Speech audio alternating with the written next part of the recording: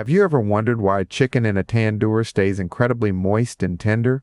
The secret isn't just the heat, it's the science of yogurt. Full-fat plain yogurt acts as the essential base for this marinade. Its natural acidity breaks down proteins, tenderizing the meat while acting as a protective barrier to keep juices locked in.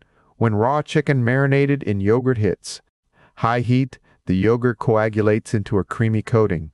This layer prevents the exterior from drying out, ensuring a juicy result regardless of cooking method.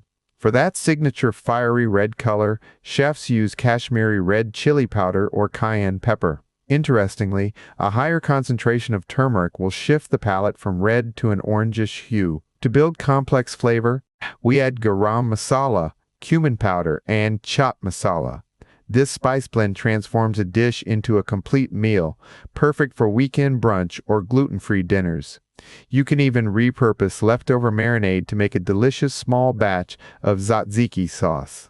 Using Greek yogurt creates a thicker consistency if you prefer a denser texture for your dip. The combination of enzymatic, tenderizing, and protective coagulation makes yogurt the ultimate ingredient for Indian-style grilled meats. It turns simple chicken into a restaurant-quality experience.